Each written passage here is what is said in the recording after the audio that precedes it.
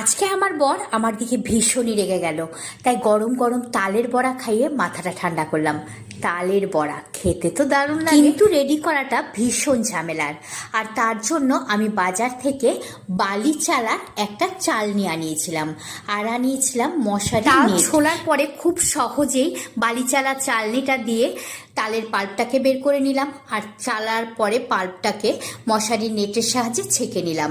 আর তারপরে পাল্পের মধ্যে দিয়ে দিলাম বেশি করে নারকেল কোড়া, আর দিয়ে দিলাম 1 বাটি সুজি, 1 বাটি ময়দা, 1 বাটি চিনি, আর হাফ বাটি চালের গুঁড়ো দিয়ে সবটাকে ভালো করে মেখে নিলাম। রিফাইন অয়েল ভালো করে গরম করে ছোট ছোট আকারে গরম তেলের মধ্যে ছেড়ে দিলাম, আর এভাবে একটু নাড়াচাড়া করে একটু লাল লাল করে ভেজে তুলে নিলাম।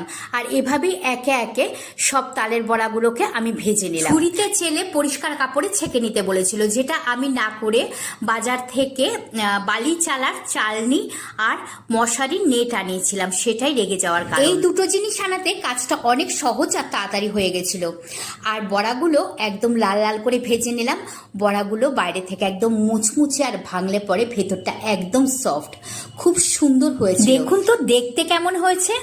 বাড়ির সবাইকে দিলাম আর আমার বরকেও দিলাম। সবাই কিন্তু খেয়ে বলেছে একেবারে দারুণ হয়েছে, দেখতে যেমন হয়েছে খেতেও তেমন ঝাক্কাস হয়েছে।